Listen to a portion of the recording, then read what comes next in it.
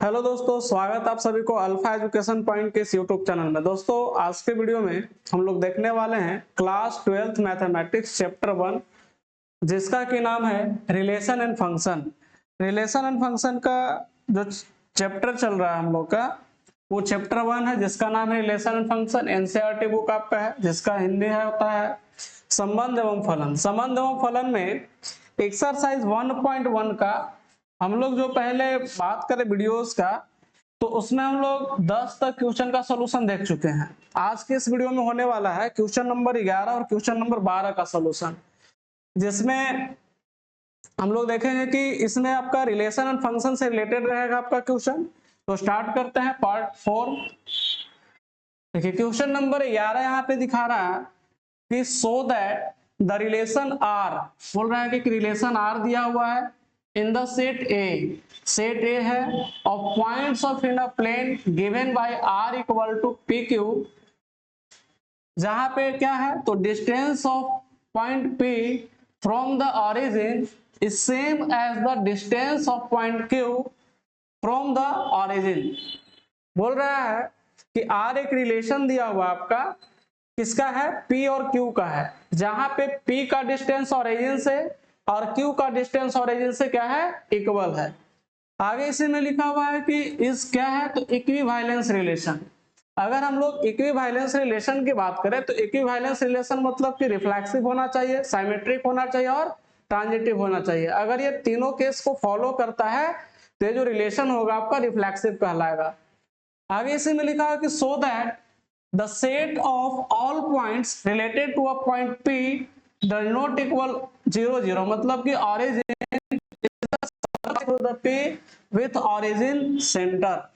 बोल रहा है कि एक पॉइंट P जो है उससे दिखाइए कि पॉइंट P का जो आपका जो कि ओरिजिन के पास, मतलब जो ओरिजिन की इक्वल नहीं है, उस कहां से सर्कल पास हो रहा है, पॉइंट P से, और ओरिजिन क्या हो जाएगा इसका, सेंटर। तो पहले समझेंगे थोड़ा सा, ऐसे सब केवल समझ लीजिए थोड़ा। जैसे मान के चलिए कि यहाँ पे पॉइंट आपका है, ये सेंटर है।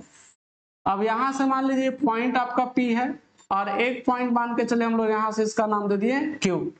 अब P और Q की बात अगर हम लोग करें तो यहाँ से अगर इसका डिस्टेंस R है तो इसका भी डिस्टेंस क्या होना चाहिए, R। तो यहाँ पे जो रिलेशन हमारा बन रहा है वो P और Q का बन रहा है, P और Q का, जहां P से ओरिजिन से P का डिस्टेंस और ओरिजिन से Q का डिस्टेंस क्या है आपका, इक्वल है। तो चलिए हम लोग पहले प्रूफ कर लेते हैं कि ये जो सेट आपका है वो क्या है, आपका इक्विवेलेंस रिलेशन है। तो इक्विवेलेंस रिलेशन पहले हम लोग तो यहां से सॉल्यूशन लिख लेंगे। सेट गिवन है, सेट क्या है तो पॉइंट्स इन अ प्लेन है, क्या है, पॉइंट्स इन अ प्लेन, मतलब एक पॉइंट में, एक प्लेन में बहुत सारा आपका पॉइंट्स है। और रिलेशन क्या गिवन हमारा, रिलेशन गिवन है P और Q का, P और Q का, जहां डिस्टेंस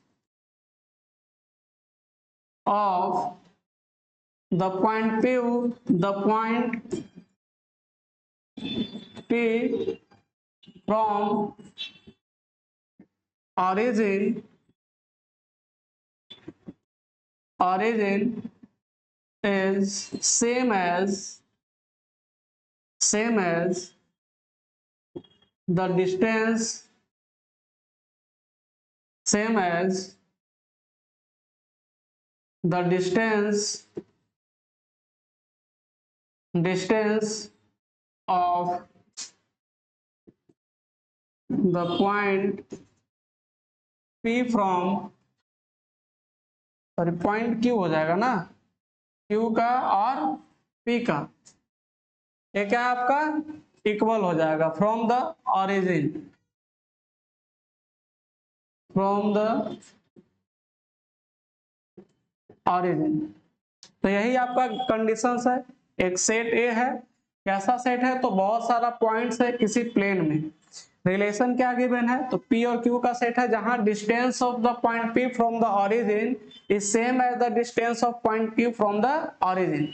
ये आपका दिया हुआ है क्वेश्चन में। अब जैसे हम लोग फर्स्ट कंडीशन चेक करते हैं, फर्स्ट कंडीशन हम लोग चेक करेंगे रिफ्लेक्सिव का। तो अगर हम लोग यहां से बात करें रिफ्लेक्सिव का, तो रिफ्लेक्सिव का कंडीशंस होता है सेम पॉइंट। क्या होना चाहिए? Same point. जैसे अगर मान के चलिए हम लोग यहां से रिलेट करते हैं कि पॉइंट आपका जो है P कॉमा P जो है वो बिलोंग कर रहा है किससे? R से। तो इसका कहने का मतलब है कि अगर P कॉमा P अगर R से बिलोंग कर रहा है तो कहने का मतलब है कि ओरिजिन से P का डिस्टेंस और ओरिजिन से फिर P का डिस्टेंस दोनों का इक्वल हो। तो अगर पॉइंट सेम है तो अगर मान के चलिए आपका यहाँ ओरिजिन है और यहाँ पे आपका पॉइंट P है तो यहाँ से यहाँ का डिस्टेंस आपका इक्वल हो। तो सेम, अगर सेम पॉइंट से सेट बनता है तो सेम पॉइंट से सेट अगर बनेगा तो वैल्यू क्या रहेगा आपका? डिस्टेंस क्या हो जाएगा आपका? इक्वल हो जाएगा। तो यहां से हम लोग लिखेंगे रिफ्लेक्सिव का कंडीशन कि the distance of point P is point P from लिखेंगे ना, point P from origin is same. क्या होना चाहिए? सेम डिस्टेंस होगा। आप P चाहे आप 3 बार लीजिए, 2 बार लीजिए, 4 बार लीजिए, जितना बार भी लेना है।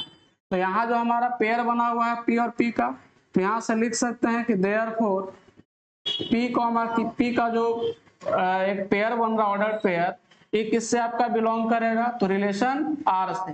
किससे बिलोंग करेगा? रिलेशन R से। तो लिख सकते हैं कि therefore R is reflexive.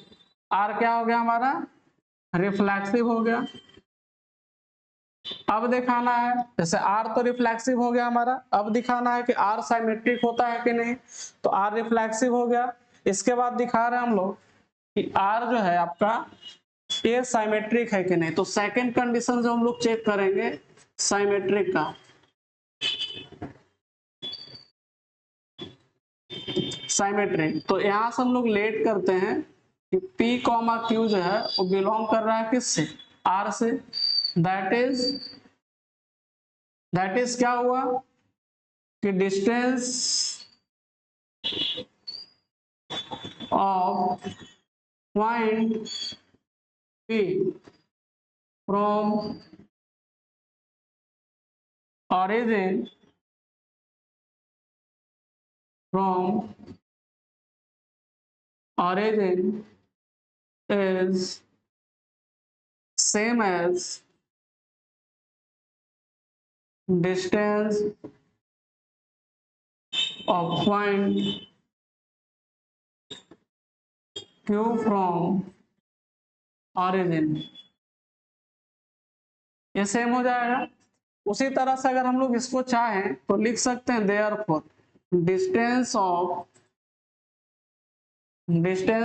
Point Q from origin is same as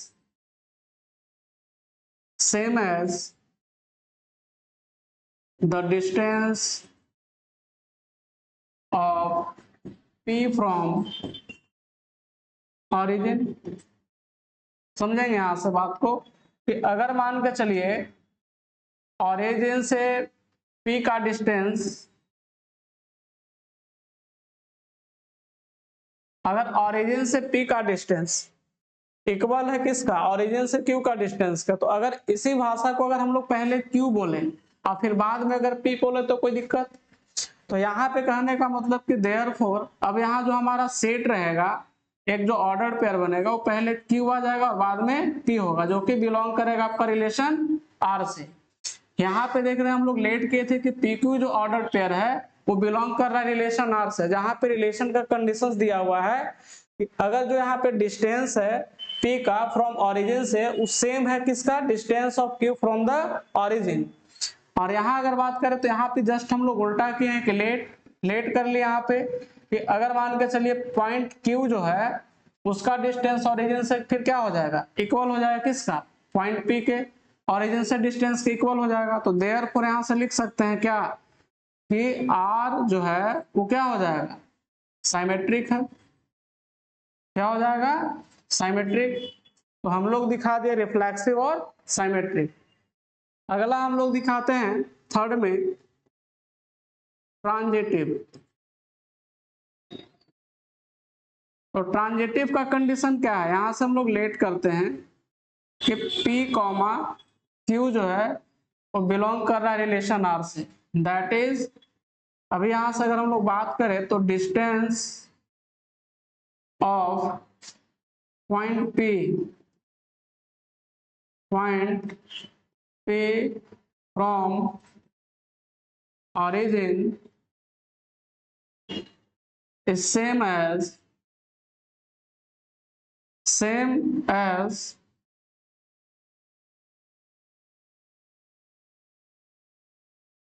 distance of point Q from origin। मतलब कि अगर बात करें तो यहाँ पे कंडीशन P और Q का अगर ऑर्डर पेयर R से बिलोंग कर रहा है तो ओरिजिन से P का डिस्टेंस और ओरिजिन से Q का डिस्टेंस इक्वल है। एंड अगर हम लोग यहाँ से बात करें Q और एक ले रहे हैं R, जो कि एक रिलेशन R से बिलोंग कर रहा है, तो यहाँ कहने का मतलब क्या हुआ, सेम वही रहेगा आपका, केवल पॉइंट चेंज होगा कि पहले Q उसके बाद सारा कंडीशन सेम रहेगा और फिर एज डिस्टेंस किसके बराबर हो जाएगा आपका, ये Q R के इक्वल हो जाएगा, बाकी सेम कंडीशन लिख देंगे। तो अगर जब P से ओरिजिन से P का डिस्टेंस Q के डिस्टेंस के इक्वल है और ओरिजिन से Q का डिस्टेंस अगर R के डिस्टेंस से इक्वल है, तो इस कंडीशन में हम लोग क्या कर सकते हैं, अगर यहां से हम लोग बात करें तो बात अगर हम लोग यहां से करें तो यहां से क्या हो जाएगा हमारा, अब जैसे यहाँ पे दिखाना है तो अगर जैसे अगर हम लोग बात करें कि ओरिजिन से P जो है, ओरिजिन से जो आपका P यहाँ पे है,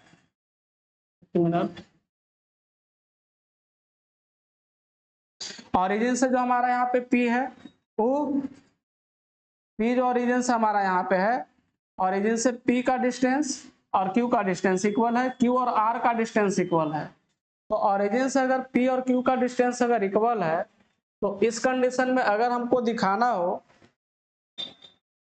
जैसे इसको हम लोग थोड़ा ऊपर करते हैं,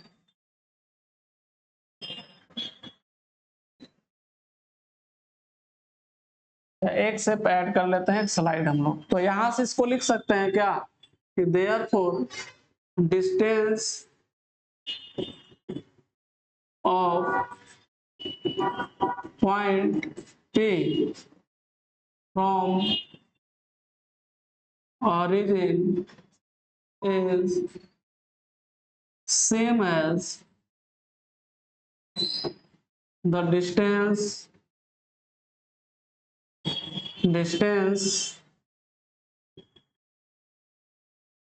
of point R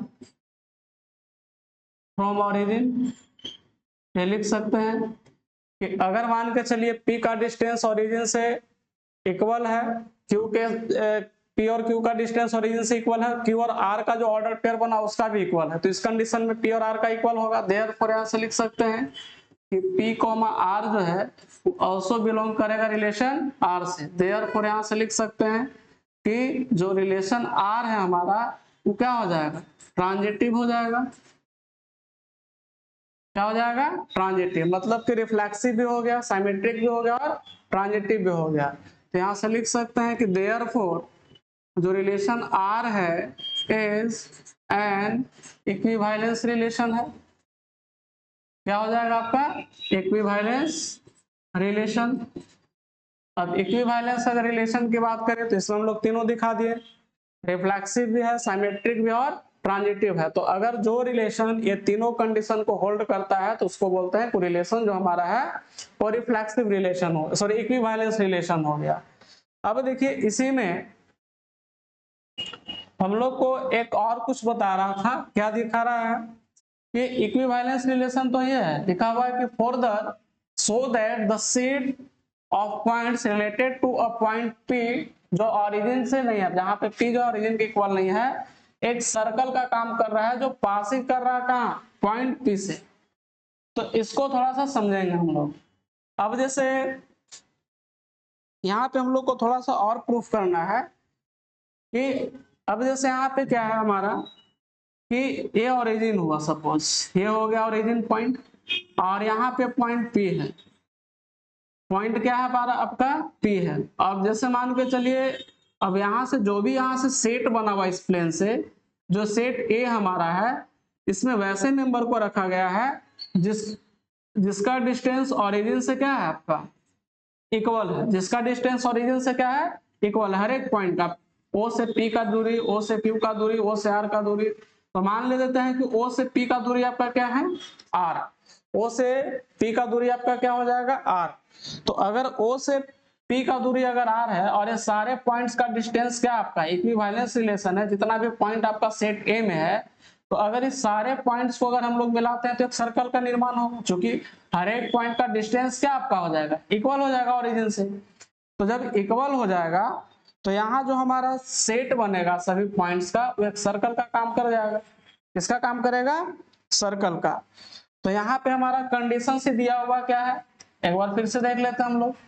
क्वेश्चन दिखा रहा है कि so that the set of all points related to a point P, जो किससे रिलेटेड है पॉइंट P, जो कि डज नॉट इक्वल है किससे जीरो से, is the circle passing through the point P। अब जो भी पॉइंट्स हम लोग यूज करने वाले हैं वो सारे पॉइंट्स आपका किससे रिलेटेड है। तो हम लोग यहां से मानते हैं कि let R be the distance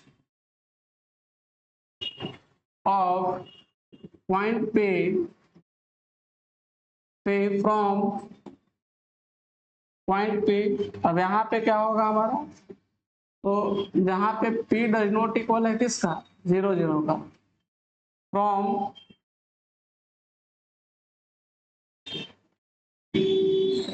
इसको भी नहीं लिखते हम लोग,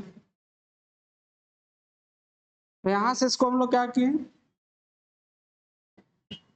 पॉइंट P यहां से लिखे, लिखा हुआ कि R विद द डिस्टेंस हम लोग मान लिए क्या पॉइंट P से, पॉइंट P फ्रॉम ऑरिजिन, क्या है ऑरिजिन। अब जैसे हमारा क्या है कि यहाँ पे कंडीशंस हमारा दिया हुआ है, यहाँ पे कंडीशन दिया हुआ है कि यहाँ पे जो भी सेट है, set of all points related two point P। अब यहाँ पे जो हमारा सेट है गिवन है कि set of all points related two point P, जहां P डज नॉट इक्वल किसका है तो जीरो जीरो, मतलब कि P का जो यहाँ पे कोऑर्डिनेट बन रहा है वो आपका जीरो जीरो के इक्वल नहीं है, मतलब कि ये जीरो जीरो नहीं होगा, कभी भी नहीं होगा। तो जब अगर R एक मान लीजिए, अगर हम लोग डिस्टेंस मान लेते हैं ओरिजिन से पॉइंट P तक का, तो ऑलरेडी इस सेट में जो भी पॉइंट्स है वो P से रिलेटेड है। P से रिलेटेड कहने का मतलब हुआ कि यहाँ ओरिजिन से P का डिस्टेंस सबका क्या हो जाएगा आपका इक्वल। तो इस कंडीशन में लिख सकते हैं कि set of all points related to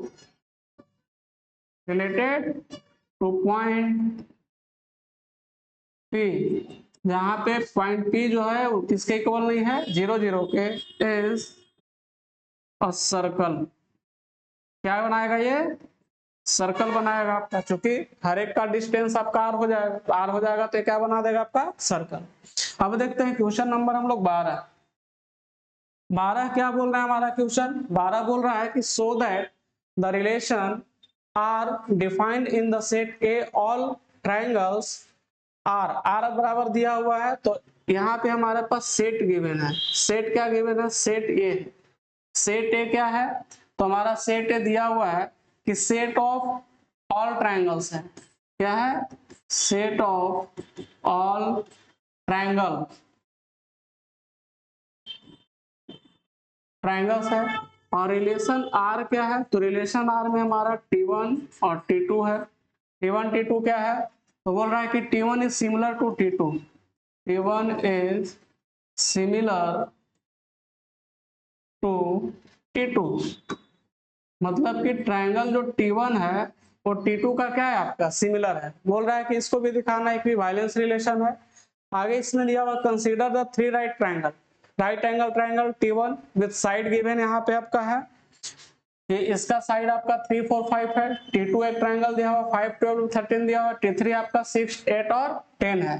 बोल रहा है कि which triangle among T1 T2 and T3 are related.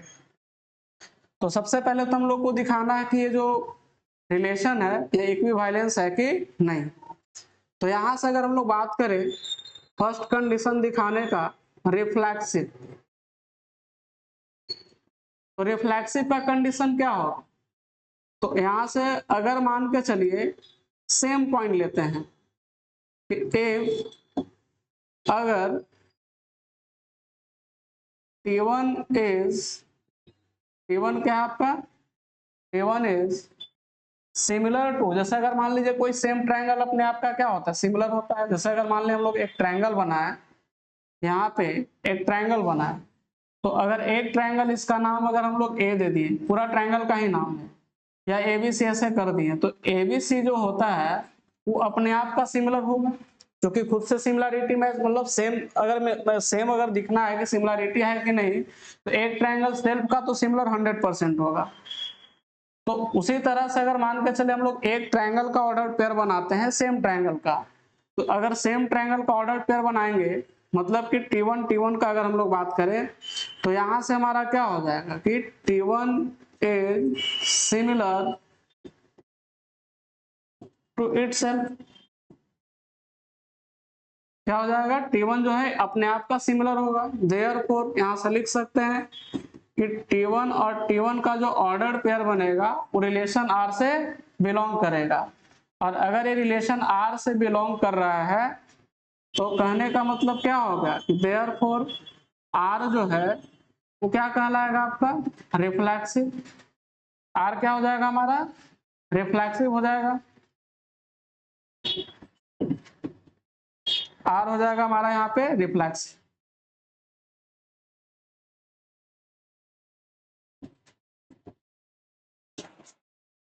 R हो गया हमारा reflexive.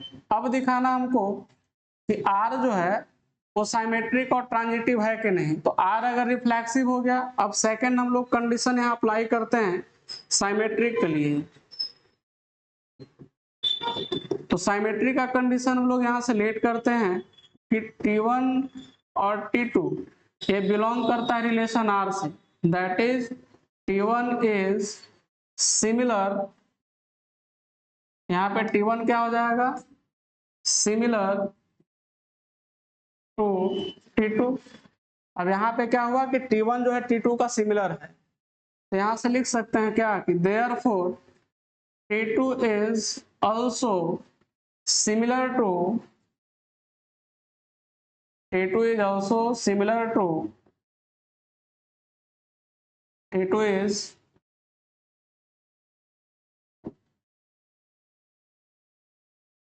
also similar to T1, that is यहां से लिख सकते हैं क्या कि T2 T1 भी क्या हो रहा है बिलोंग कर रहा है रिलेशन R से।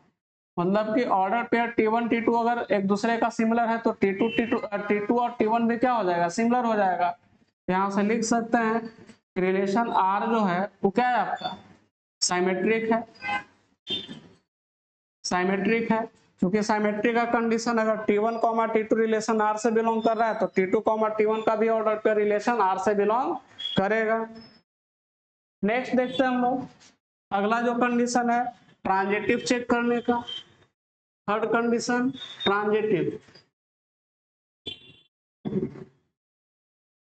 ट्रांजिटिव तो ट्रांजिटिव का कंडीशन मान लेते हम लोग लेट किए कि T1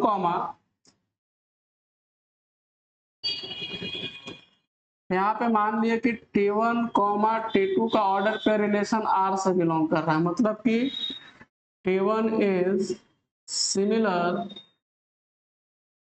टू T2 है। और एंड यहाँ से हम लोग T2 T3 जो कि रिलेशन R से बिलोंग कर रहा है, मतलब कि T2 is similar to T3 है। T2 T3 का सिमिलर है, तो यहां से लिख सकते हैं क्या कि therefore T1 is also similar to T3।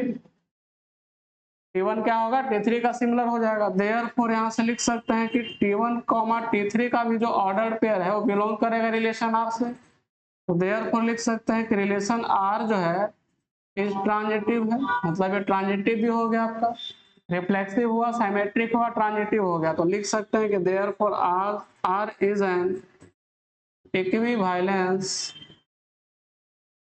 Relation. कैसा रिलेशन हो गया आपका, इक्विवेलेंस रिलेशन हो गया, R हो गया आपका इक्विवेलेंस रिलेशन। अब इसी में हम लोग को थोड़ा सा और दिखाना क्या है कि अब हमारे पास तीन ट्रायंगल है T1 T2 T3। अब T1 का कोऑर्डिनेट्स दिया हुआ आपका 3 4 5, T2 का कोऑर्डिनेट्स दिया हुआ आपका 5 12 और 13, और T3 का दिया हुआ कोऑर्डिनेट आपका 6 8 और 10। तो T1 का है 3 4 5, यहां से लिख लेते हैं ना। अब यहाँ पे कंडीशन है, यहाँ पे हमारा T1 का कोऑर्डिनेट दिया हुआ 3 4 और 5, T2 का भी कोऑर्डिनेट दिया हुआ है। अब T2 का कोऑर्डिनेट कितना है इसको देख लेते हैं। T2 का कोऑर्डिनेट दिया हुआ आपका 5 12 और 13, 5 12 और 13, और T3 का भी कोऑर्डिनेट दिया हुआ, T3 का कितना है 6 8 और 10 है, 6 8 और 10 है यहाँ पे। तो अगर हम लोग यहाँ से रिलेटेड देखा जाए तो T1 और T3 का रिलेशन देखिए। आप T1 और T3 का जो कोऑर्डिनेट्स है उसका रिलेशन का रेशियो निकालते हैं, तो 3/6 करेंगे तो 1/2 हो जाएगा ना, क्या है 1/2। 4/8 करेंगे तो भी 1/2 हो जाएगा, और 5/10 करेंगे तो भी क्या हो जाएगा 1/2। तो कहने का मतलब कि therefore T1 is related to, किससे रिलेटेड है T3 से, क्योंकि T1 और T3 क्या हो जा रहा है, सिमिलर हो जा रहा है। तो सिमिलर के कंडीशन में क्या हो गया, T1 रिलेटेड हो जाएगा T3 से।